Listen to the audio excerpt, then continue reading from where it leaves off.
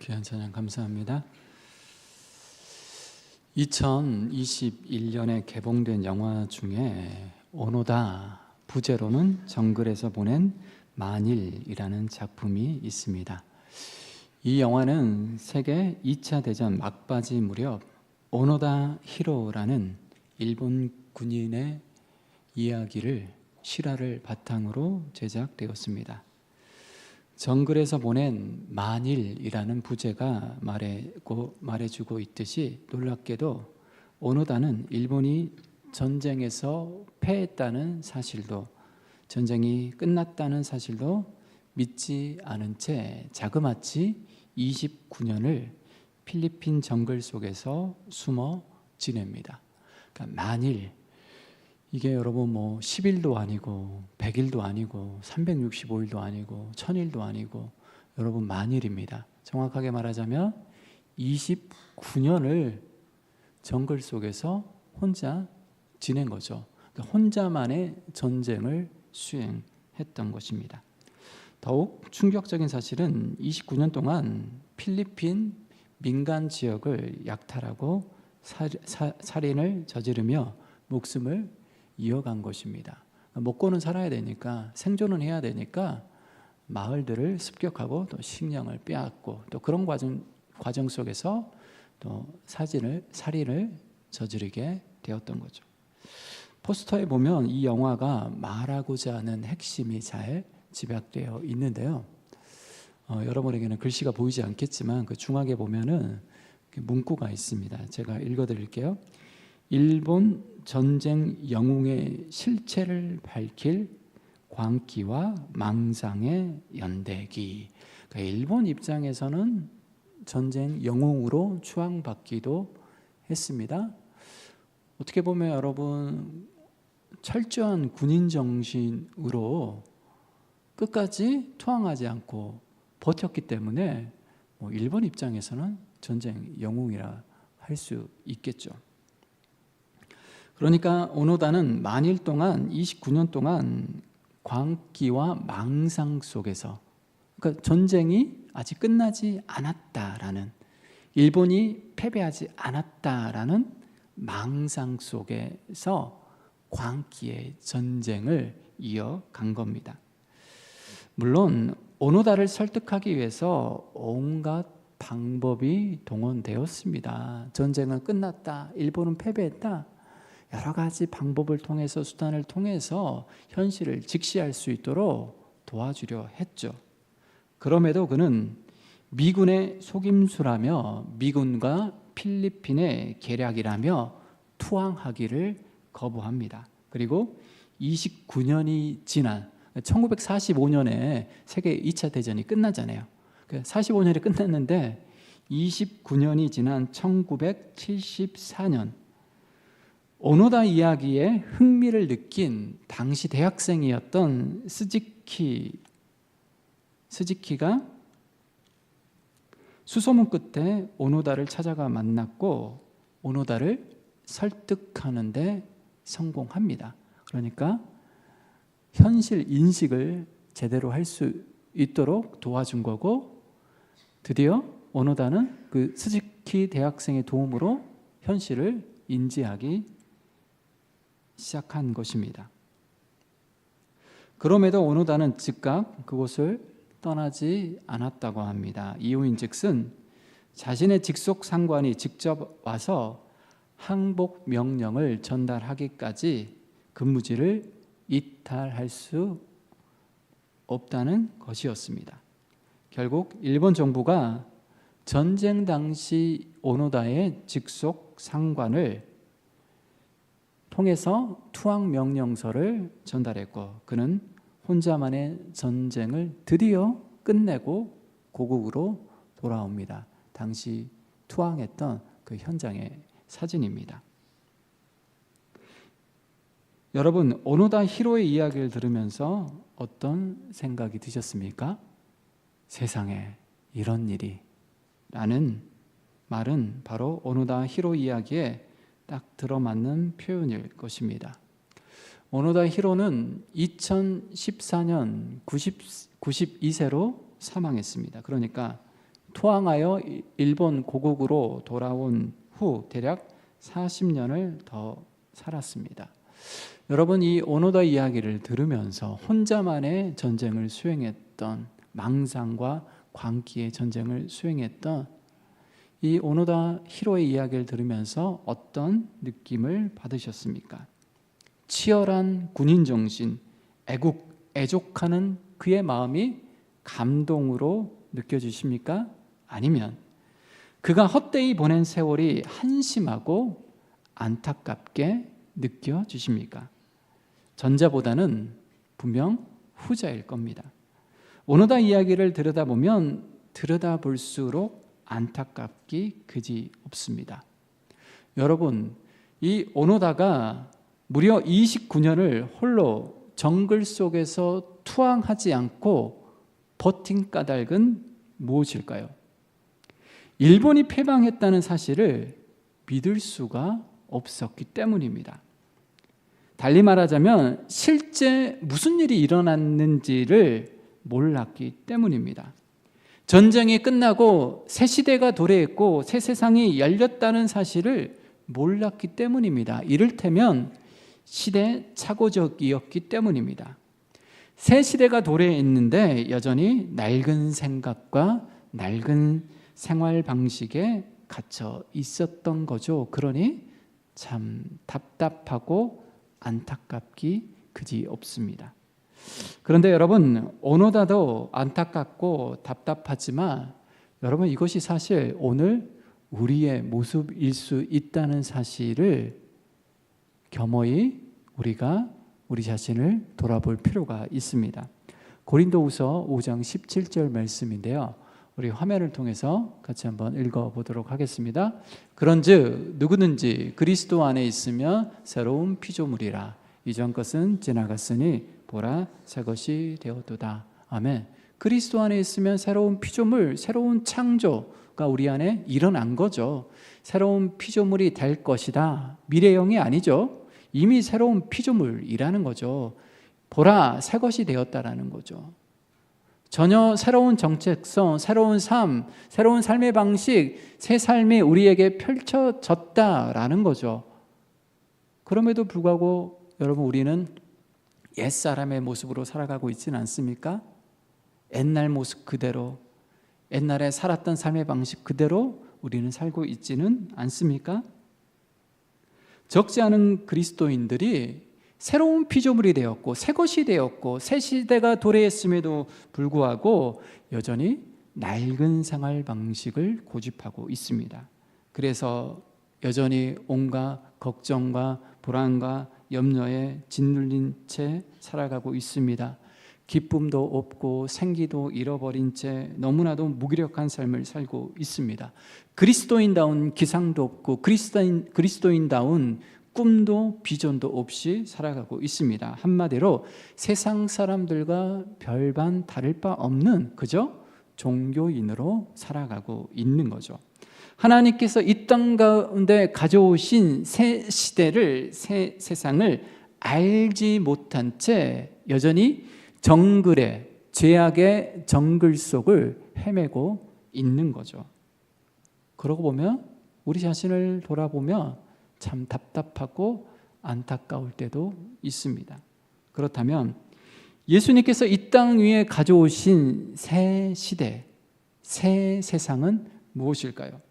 이미 이 땅 위에 도래한, 그래서 우리가 언제든지 마주할 수 있는, 실제 마주하고 있는 새 시대, 새 세상의 실체는 무엇일까요? 1867년 미국은 720만 달러, 곧 우리나라 돈으로 환산해 보면 대략 100억 정도 됩니다. 100억을 지불하여 소련, 러시아에 지불하여 알래스카 땅을 헐값에 매입합니다. 그런데 당시 미국 내의 여론은 쓸모없는 얼음덩어리에 거금을 퍼부었다며 이를 혹독하게 비난했습니다. 그러나 이 천덕꾸러기 알래스카가 화려한 백조로 부상하기까지는 그리 오랜 시간이 걸리지 않았습니다. 1899년 이곳에 금광이 발견되기 시작합니다. 이어 1902년에도 금광이 발견되어 풍부한 자원의 보고가 되었습니다. 그 후 금광뿐만 아니라 어업자원과 산림자원 그리고 유전과 천연가스도 발견되어 알래스카는 매장의 보고로 각광을 받게 되었습니다. 하여 알래스카는 이제 미국 입장에서는 그 무엇과도 바꿀 수 없는 미국의 보배가 되었던 거죠. 여러분, 러시아가 왜 돈으로 환산할 수 없을 정도로 천문학적인 가치를 지니고 있었던 알래스카를 헐값에 넘긴 이유가 무엇일까요?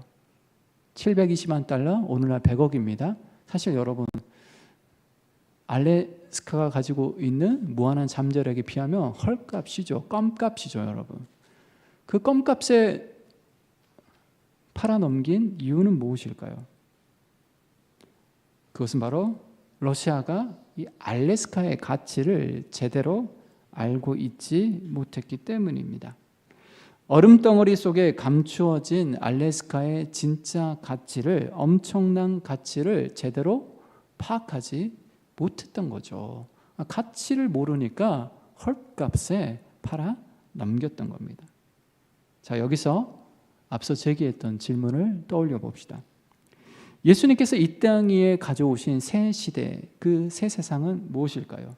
이미 이 땅 위에 도래했고, 그래서 우리가 날마다 마주하고 있는 새 세상, 새 시대의 실체는 무엇일까요? 힌트를 드리자면 오늘 설교의 제목입니다. 바로 하나님의 나라입니다. 그런데 문제는 하나님의 나라가 이미 도래했는데 이것을 도무지 믿지 않는 그리스도인들이, 물론 믿는다라고 그렇게 말할지는 모르지만 그들의 삶의 내용을 들여다보면 실제 하나님의 나라가 도래하지 않은 것처럼 살아가는 그런 그리스도인들이 제법 많다는 거죠. 그래서 새 시대가 새 세상이 도래했음에도 불구하고 시대착오적인 신앙을 고집하고 있는 그리스도인들이 적지 않습니다. 무려 29년을, 1945년에 전쟁이 끝났는데 1974년 투항하기까지 29년을 밀림 속에서, 정글 속에서 살았던 오노다처럼 우리도 시대착오적인 그러한 삶을 살고 있지는 않은지요. 또한 하나님의 나라가 도래했음을 알고 믿지만 하나님 나라의 가치를 제대로 알지 못해 이 하나님의 나라를 헐값으로 팔아넘기는 그리스도인들도 있습니다. 하나님 나라가 지닌 무궁무진한 가치를 모르기 때문에 하나님 나라와 상관없는 삶을 살아가고 있다는 거죠. 하나님 나라 안에 거하기만 하면 우리가 누릴 수 있는 엄청난 자원이 있음에도 불구하고 우리 안에 있는 한정된 자원만 가지고 살아가고 있다라는 거죠. 도무지 측량할 수 없고 여러분 수치화할 수 없는 엄청난 보고와 영적 보화들이 여러분 하나님 나라 곳곳에 숨겨져 있는데 이러한 자원들을 사용하지 못한 채, 활용하지 못한 채, 여러분 무슨 소리죠? 예. 우리가 가지고 있는 제한적인 자원만을 가지고 살아가는, 그러니까 어떻겠습니까? 무기력해질 수밖에 없는 거죠. 우리가 가지고 있는 빈약한 자원만 가지고 살아가다 보니까 영향력이 없는 거죠. 예. 건조한 삶을 살아가게 되는 거죠. 하나님 나라가 도래했음을 알면서도 그 가치를 제대로 알지 못해 누리지 못하는 참으로 안타깝고 답답한 삶을 반복하는 게 오늘 우리의 현주소가 아닐까 싶습니다. 하나님 나라가 도래했다라는 것을 제대로 인지하지 못한 것도 답답하지만 그것을 알매도 불구하고 그 가치를 제대로 누리지 못하는 것 역시 답답한 거죠. 여러분, 하나님의 나라가 이미 도래했음을, 새 시대가, 새 세상이 열려 우리 가운데 펼쳐졌음을 알고 계십니까? 이미 우리 삶에 도래한 하나님 나라의 무궁무진한 가치를 여러분은 지금 누리고 계십니까? 하나님 나라가 그리스도인의 삶과 신앙에 얼마나 귀중하고 소중한지를 제대로 인지하고 계십니까? 우리의 소유를 다 팔아야 할 만큼 하나님 나라가 값진 보물이라는 사실을 알고 계십니까? 우리의 삶의 자리가 하나님 나라임을 알고 계십니까? 이미 임한 그 하나님의 나라를 우리는 제대로 누리고 있습니까? 세워진 하나님의 나라를 확장해 가고 곳곳에 하나님 나라를 세워가는 것이 우리의 사명임을 알고 계십니까? 이제 우리는 사도행전의 끝자락에 서 있습니다. 바울의 기도 제목의 1순위가 무엇이었습니까? 주님, 나로 하여금 로마로 가게 하옵소서. 마침내 사도 바울의 기도에 하나님께서 응답해 주십니다. 그러나 여러분, 바울은 자유로운 선교사 신분으로 로마 땅을 밟은 게 아니죠. 지난주에 살펴보았듯이 쇠사슬에 결박된 채 미결수 신분으로 로마 땅을 마침내 밟게 됩니다. 바울의 로마 선교 사역은 이렇게 초라하게 시작합니다. 우리가 알고 있듯이 당시 세계 역사는 로마의 황제와 제국의 수도 로마를 중심으로 돌아가고 있었습니다. 로마가 전 세계를 마치 지락펴락하는 것처럼 보였던 시절입니다. 그러나 역사의 주관자이신 하나님께서 주목한 사람은 로마 황제 가이사가 아니었습니다. 하나님께서 주목한 사람은 쇠사슬에 결박된 채 미결수 신분에 묶여있는 사도 바울이었습니다.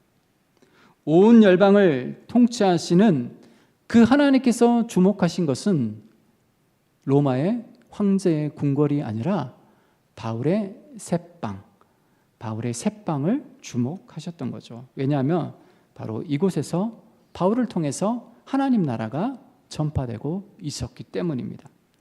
지난주에 살펴보았듯이 바울은 비록 미결수 신분에 묶여 있었지만 가택 연금 상태에 있었던 거죠.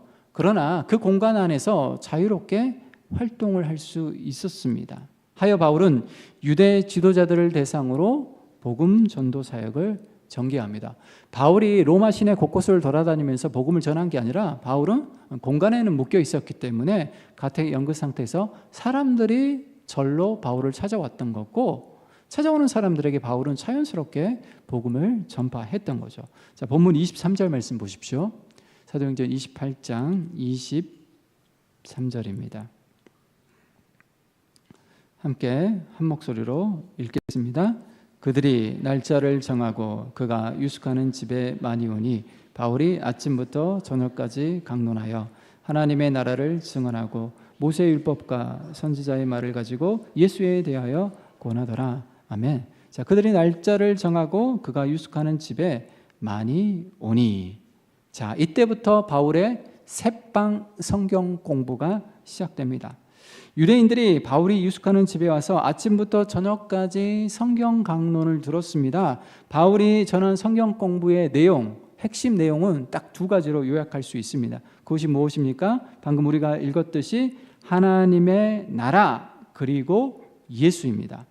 바울은 모세의 율법과 선지자의 말, 곧 구약 성경을 가지고 하나님의 나라와 예수에 대하여 가르쳤습니다. 그는 분명 구약 속에 나타난 하나님의 나라가, 하나님의 나라라는 주제는 여러분 이미 창세기부터 자리하고 있습니다.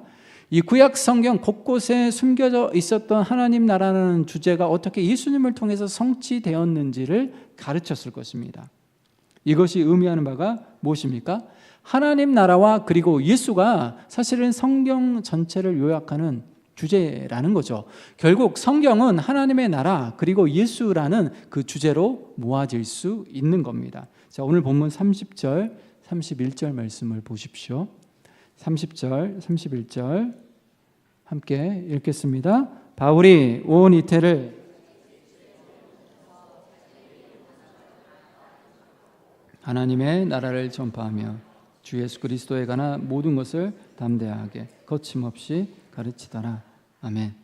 자, 바울은 비록 쇠사슬에 매어 있었고 미결수의 신분으로 새빵살이를 할 수밖에 없었지만 하나님 나라와 주 예수에 관한 것을 담대하게 거침없이 가르쳤습니다. 그러니까 사도 바울의 가르침의 핵심은 언제나 하나님의 나라 그리고 예수였습니다.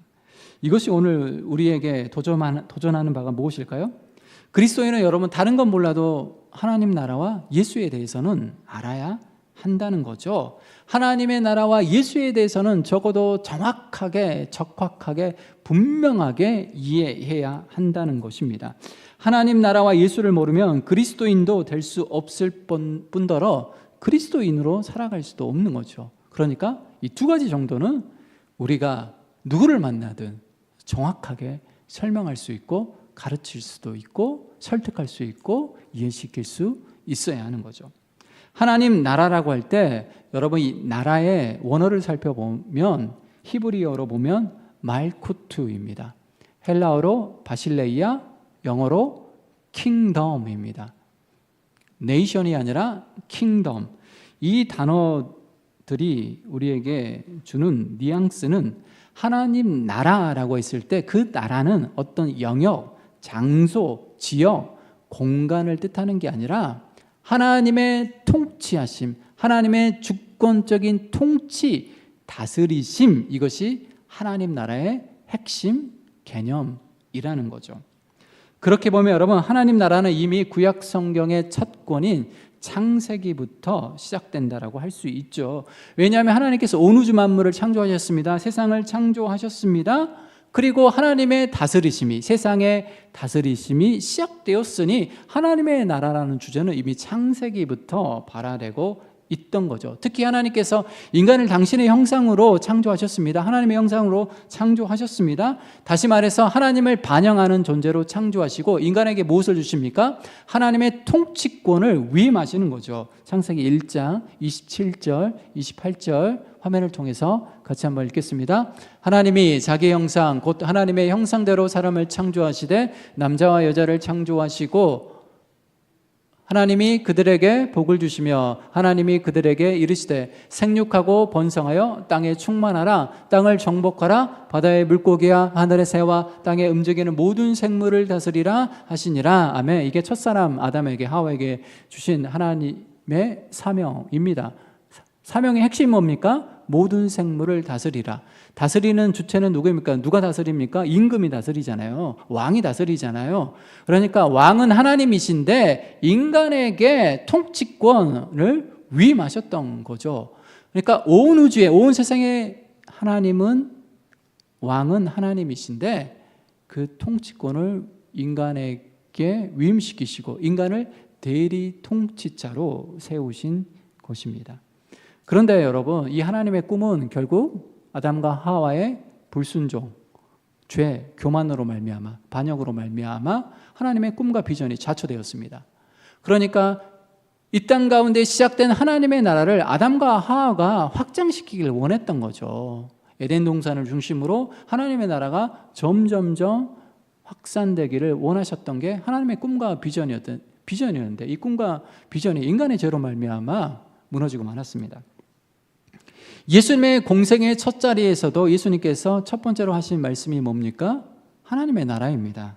마가복음 1장 15절인데요. 같이 한번 읽어보도록 하겠습니다. 1장 15절입니다. 시작. 이르시되 때가 찼고 하나님의 나라가 가까이 왔으니 회개하고 복음을 믿으라 하시더라. 아멘.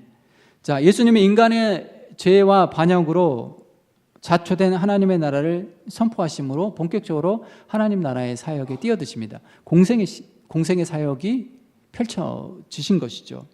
예수님은 하나님 나라를 선포하셨을 뿐만 아니라 실질적으로 하나님 나라를 삶으로 보여주셨습니다. 가시적으로 사람들이 볼 수 있도록, 느낄 수 있도록 하나님 나라의 실체에 대해서 보여주셨던 거죠. 그러니까 여러분, 예수님의 공생의 사역을 잘 들여다보세요. 귀신을 쫓아내시고 모든 질병을 고치시고, 그리고 바로 평화, 기쁨, 행복, 그 하나님의 나라의 실체를 예수님은 사역을 통해서, 삶을 통해서 분명하게 제시해 주셨습니다.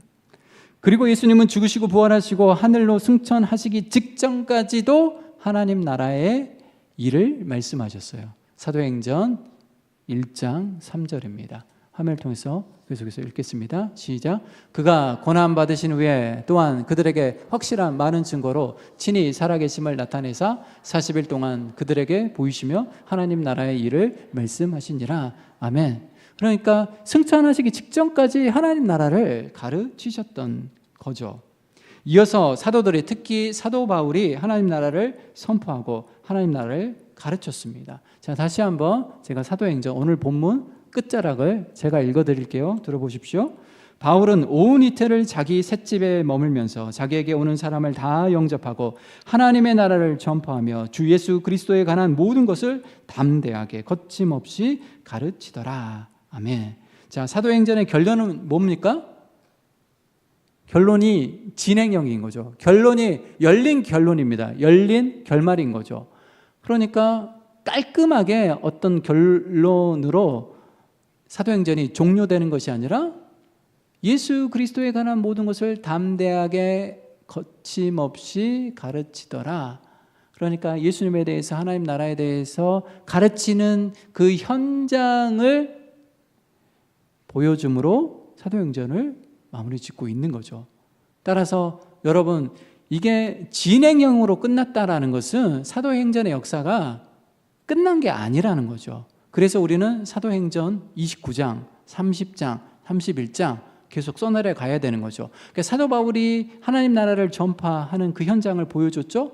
우리 역시 하나님의 나라를 전파하고 하나님의 나라를 세워가고 하나님의 나라를 확장해 가는 게 모든 시대의 그리스도인의 사명이라는 것을 분명하게 가르쳐 준다 할 수 있겠습니다.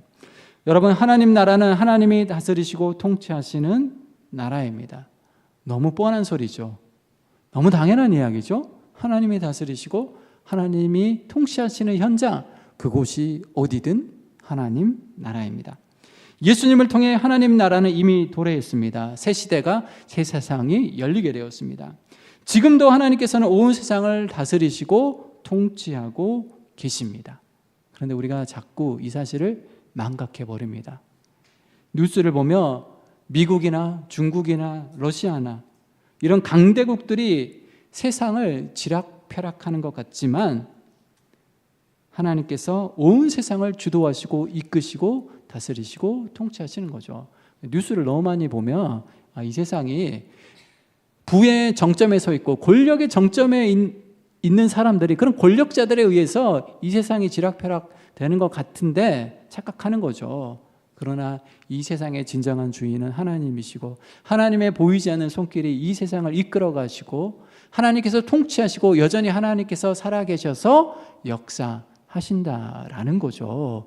이게 하나님 나라를 전파해야 되는, 오늘 우리가 분명하게 인지하고 있어야 될 핵심 내용입니다. 오늘 저와 여러분의 삶도, 인생도, 가정도 누가 다스립니까? 하나님께서 다스리시는 것이죠. 우리의 모든 삶의 자리가 구석구석이 하나님의 나라입니다. 만왕의 왕이시오 만유의 주이신 예수님께서 여전히 우리의 삶 구석구석을 주도하시고 이끄시는 거죠. 우리의 삶의 자리가 바로 하나님 나라인 거죠. 하나님이 통치하시고 하나님이 다스리신다라는 거죠. 하나님이 저 멀리서 우주 밖에서 구경하고 있는 게 아니에요. 팔짱을 끼고 잘하나 못하나 감시하고 평가해 있는 게 아니라는 거죠. 하나님께서 지금 내 삶의 현장 속에서 나와 함께 하시고 나와 함께 호흡을 하시고 내 삶을 다스리시고 이끄신다라는 거죠. 이끄신다는 거죠. 이걸 잊지 말라는 거죠. 이걸 기억하라는 거죠. 이미 우리는 하나님의 나라 안으로 복속되었습니다, 여러분. 이미 하나님 나라 안으로 편입되었다라는 거죠. 우리의 삶의 자리는 하나님의 나라, 하나님의 통치, 하나님의 다스림 아래라는 사실인 거죠. 그러니까 뉴스를 보면 너무 불행하죠. 암울하죠.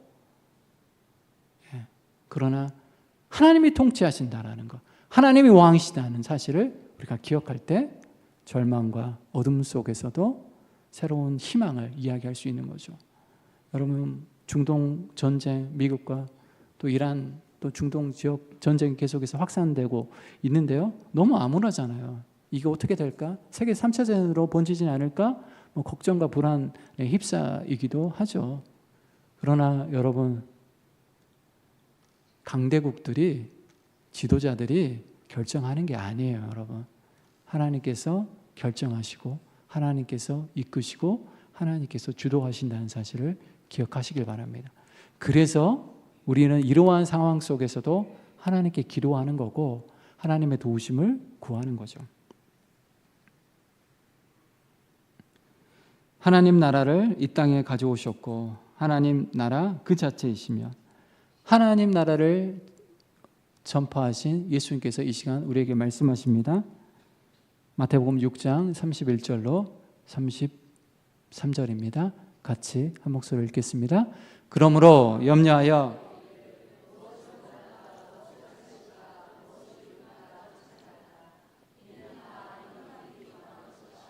너희 하늘 아버지께서 이 모든 것이 너희에게 있어야 할 줄 아시느니라. 그런즉 너희는 먼저 그의 나라와 그의 의를 구하라. 그리하면 이 모든 것을 너희에게 더하시리라. 아멘. 무엇을 먹을까, 무엇을 입을까, 무엇을 마실까 염려하지 말라. 이 모든 것이 너희에게 있어야 할 줄 하늘 아버지께서 아시네요. 하나님 아버지잖아요. 왕이시지만 아버지잖아요.